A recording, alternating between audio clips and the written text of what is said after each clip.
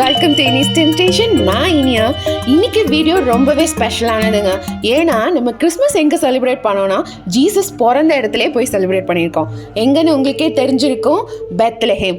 பாலஸ்தீன் டெரிட்டரியில் இருக்கிற பெத்லஹேமில் ஜீசஸ் பிறந்த பிளேஸில் போயிட்டு ஆக்சுவலி ஒரிஜினல் பிளேஸில் எப்படி இருக்குது கிறிஸ்மஸ் செலிப்ரேஷன்ஸ்லாம் எந்த லெவலில் இருக்குது, அங்கே என்ன தான் பண்ணுறாங்க அப்படின்றதெல்லாம் வார் சிச்சுவேஷனால இங்கே எந்த செலிப்ரேஷனும் நடக்கலனோ இப்போ தான் ஃபர்ஸ்ட் டைம் வார் ஸ்டாப் பண்ணதுக்கு அப்புறமா பயங்கரமாக செலிப்ரேட் பண்ணுறான்ற ஒரு எய்மோட இவங்க ஸ்டார்ட் பண்ணியிருக்காங்கன்றதும் எங்களுக்கு தெரிய வந்தது. அதனால தான் நாங்கள் உடனே பெரிய தூக்கிட்டு இருக்குது ஆக்சுவலி ஜீசஸ் பிறந்த இடத்துல கிறிஸ்மஸ் எப்படி இருக்குது அப்படின்றத பார்க்குறதுக்கு ரொம்பவே ஈகராக வெயிட் பண்ணிட்டு இருக்கோம். முக்கியமாக இதை உங்களுக்கு காட்டணும், எவ்வளோ தூரத்துலேருந்து எங்கள் வீடியோஸ் பார்க்குறீங்க, ஸோ இங்கெல்லாம் என்னதான் நடக்குது அப்படின்றத உங்களுக்கு ஒரிஜினலாக காட்டுறதுக்காகவும் தான் மெயின் ரீசன் நாங்கள் வந்ததே. ஸோ இந்த மாதிரியான வீடியோஸ்லாம் எக்ஸ்க்ளூசிவாக தமிழில் நாங்கள் தான் போட்டுட்ருக்கோம்னு நினைக்கிறேன். So please keep supporting guys. நம்ம சேனலை நிறைய பேர் சப்ஸ்கிரைப் பண்ணுங்கள். அப்போ தான் எங்களுக்கு ஒரு தூண்டுதலாக இருக்கும் இந்த மாதிரியான நிறைய வீடியோஸ் போடுறதுக்கு. முக்கியமாக நாங்கள் பாலஸ்தீனுக்குள்ளே என்ட்ராக இருக்கோம், அதுவும் உங்களுக்காக மட்டுமே.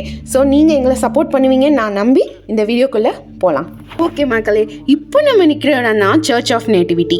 இது கிறிஸ்டியன் வேர்ல்டில் ரொம்ப சேக்ரடான பிளேஸ்ன்னு சொல்லலாம். ரீசன் என்னன்னு உங்களுக்கு முன்னாடியே தெரிஞ்சிருக்கும், ஏன்னா ஜீசஸ் இங்கே தான் பிறந்தாரு. அண்ட் ஆல்சோ இது ஒரு ஹிஸ்ட்ரி, பயங்கரமான ஒரு ஹிஸ்ட்ரி கொண்ட ஒரு பிளேஸ். இதை வச்சு தான் இப்போ இருக்கிற சிச்சுவேஷனில் நிறைய பாலிடிக்ஸ் நடந்துக்கிட்டு இருக்குன்னு கூட சொல்லலாம். இதனால தான் இது ஒரு லிவிங் மான்யூமெண்ட்டாக இருக்குது. இந்த சர்ச் வரதுக்கு முன்னாடி இந்த பிளேஸ் என்னவா இருந்துச்சுன்னு சொல்லி ஒரு சின்ன ஹிஸ்ட்ரி. பெத் அப்படின்னா ஹவுஸ், லெஹேம் அப்படின்னா பிரெட்.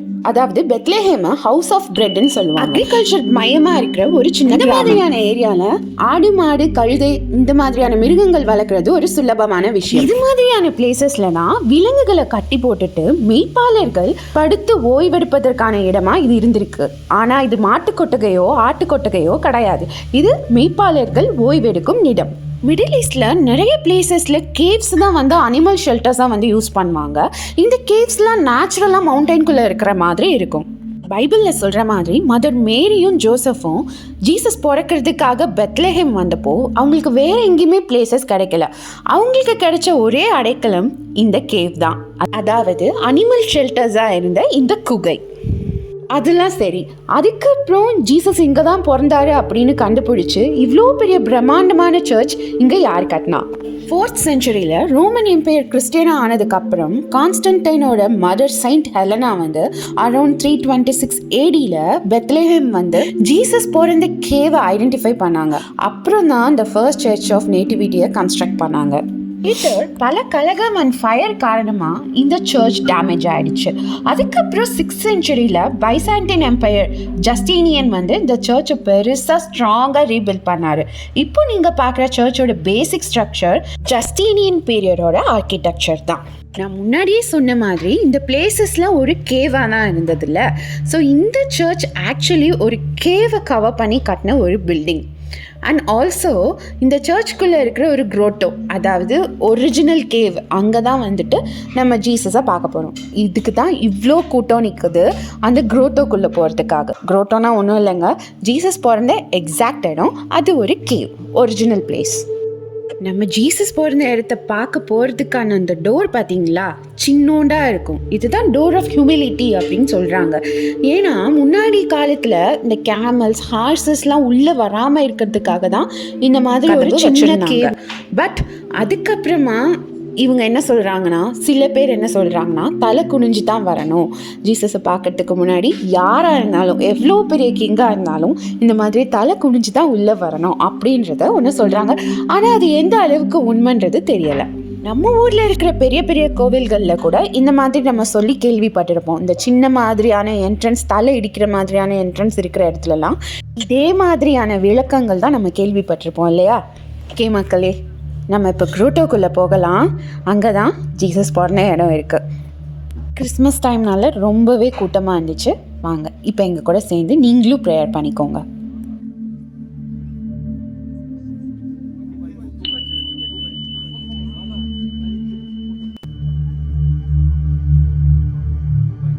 அந்த குகைக்குள்ளே என்ன இருக்குன்னா, ஒரு சில்வர் ஸ்டார் போட்டு ஒரு பிளேஸை கவர் பண்ணி வச்சுருப்பாங்க.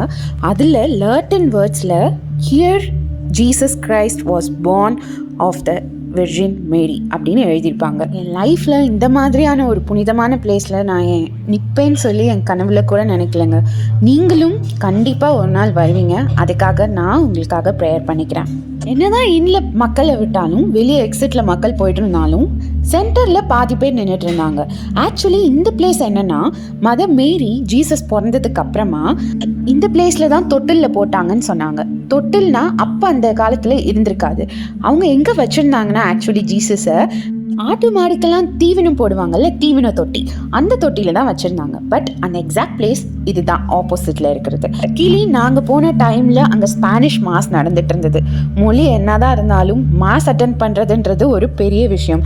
ஜீசஸ் பர்த் பிளேஸில் நாங்களும் சந்தோஷமாக அதை அட்டன் பண்ணிவிட்டு அந்த ஜீசஸை தொட்டிலையும் போய் பார்த்துட்டு குழந்தைய அதுக்கப்புறம் அங்கேருந்து கிளம்பணும்.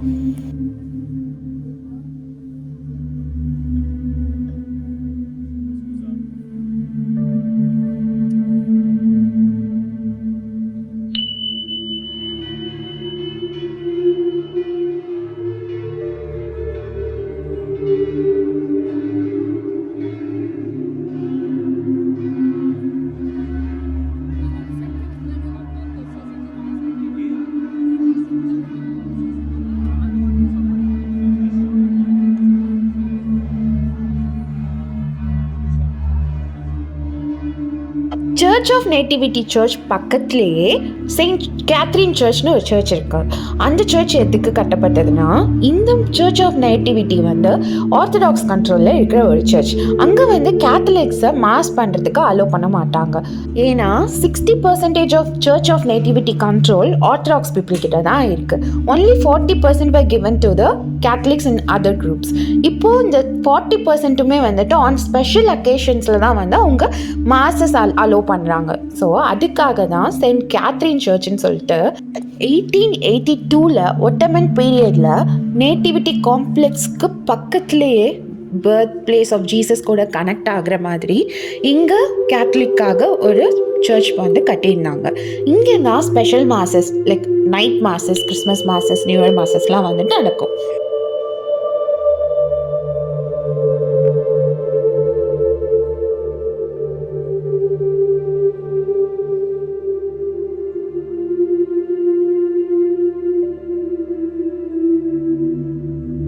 காலையிலே வந்தனால வெளியே போய் சாப்பிட்லான்னு சொல்லி கிளம்பி போனவங்க.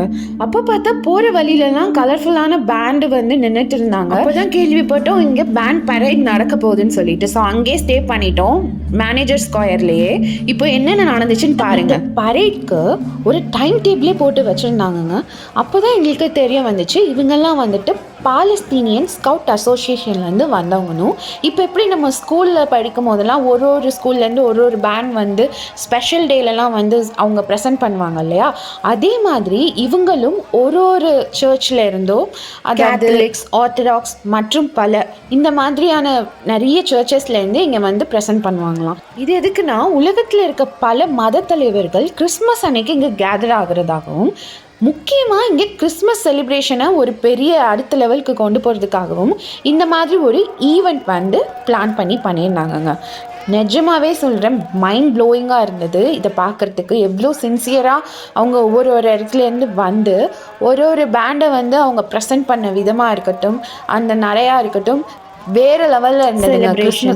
இது எங்கேருந்து ஸ்டார்ட் ஆகும்னா, ஸ்டார் ஸ்ட்ரீட்லேருந்து சர்ச் ஆஃப் நேட்டிவிட்டி வரைக்கும் அவங்க பரேட் பண்ணிகிட்டே வருவாங்க. இது எதுக்குன்னா, ஆக்சுவலி மேரி அண்ட் ஜோசப் வந்து இந்த வழியாக தான் வந்து அந்த குகைக்குள்ளே போயிட்டு ஜீசஸ் பிறந்ததுனால அதை ரெஸ்பெக்ட் பண்ணுற விதமாக இவங்க அதை ஃபாலோ பண்ணிட்டு வராங்க. இது எப்போ இருந்து நடக்குதுன்னா 1912 நடக்குதுங்க. யாராலனா பாலஸ்தீனியன் கிறிஸ்டியன் கம்யூனிட்டி வந்து இதை ஸ்டார்ட் பண்ணி அப்போ இருந்து இப்போ வரைக்கும் நடத்திட்டு வராங்க.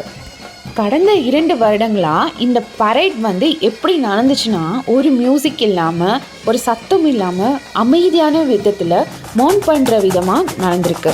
எதுக்குன்னா, for the lost of life in Gaza, அதை குறிக்கிறதுக்காக இவங்க அமைதியான முறையில் இந்த பரேடை நடத்தியிருக்காங்க. முக்கியமாக இந்த 2025 நடந்த இந்த பரேட் தான் லாஸ்ட் 100 இயர்ஸ்லேயே நடந்ததில் பெஸ்ட் பரேட்னு சொல்கிறாங்க. ஏன்னா லாஸ்ட் ஆஃப் லைஃப் போயிட்டு அகெயின் இன்டு லைஃப் வந்ததுனால பயங்கரமான செலிப்ரேஷனாக வந்து இது அமைஞ்சிருக்கு. இதே மாதிரியான பரேட் 3 டைம்ஸ் வந்து per இயருக்கு வந்து நடக்குமா. டிசம்பரில் ஒரு முறை, ஜனவரியில் 2 முறை நடக்குமா. உங்களுக்கு வேணும்னா அந்த டைமில் வந்து பாருங்கள். ஆக்சுவலி நாங்கள் எதேச்சியாக தாங்க இங்கே வந்து பார்த்தோம். பட் க்ரௌடு பார்த்தோன்னா அவ்வளோ பேர் இதை பார்க்குறதுக்காகவே வந்திருக்காங்க. அப்போ தான் எங்களுக்கு தெரிஞ்சது ஒரு பேம்ப்ளெட் மாதிரி கொடுத்துருந்தாங்க. அதில் இந்தந்த ஆக்டிவிட்டீஸ் இந்தந்த டைமில் நடக்கும்னு சொல்லி அழகாக பிளான் பண்ணி வச்சுருந்தாங்க. நாங்களும் இப்போ முடியும் அப்போ முடியும்னு பார்க்குறோம். பார்த்தா 1 by 1 ஒரு குரூப்பாக வந்துக்கிட்டே இருந்தாங்க. நீங்களும் இதை பொறுமையாக பார்க்கணும், என்ஜாய் பண்ணணும்னு நினைக்கிறேன். ஜீசஸ் பிறந்த இடத்துல இந்த மாதிரி தான் செலிப்ரேஷன் பண்ணுறாங்க அப்படின்றத உங்களுக்கு காட்டணுன்றதுக்காக தான் நாங்கள் இவ்வளோ கஷ்டப்பட்டு வீடியோ எடுத்துகிட்டு இருக்கோம். இது ஜூம் இன் ஜூம் அவுட் பண்ணி எடுத்தது இந்த வீடியோஸ்லாம். அதனால் கொஞ்சம் அங்கங்கே கிளாரிட்டி போயிட்டு வந்த மாதிரி இருக்கும். தொடர்ச்சியாகவே வாசிச்சிருந்தனால பின்னாடி வர குரூப்பிலேருந்து கொஞ்சம் கேட்கலான்னு சொல்லிவிட்டு அதை எடுக்கும் போது தான் வால்யூம் கொஞ்சம் கம்மியாக இருக்க மாதிரி இருக்கும். ஆனாலும் உங்களுக்கு கேட்கும். ஜஸ்ட் நீங்கள் என்ஜாய் பண்ணுங்கள், ஃபுல்லாக பாருங்கள்.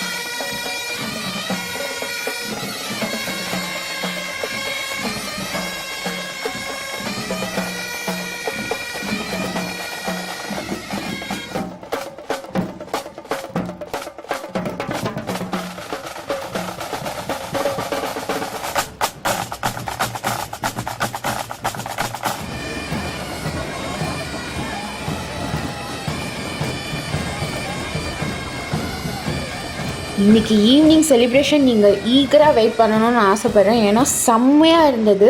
நீங்கள் அதெல்லாம் பார்க்கறதுக்கு நெக்ஸ்ட் எபிசோட் வரைக்கும் வெயிட் பண்ணுங்கள்.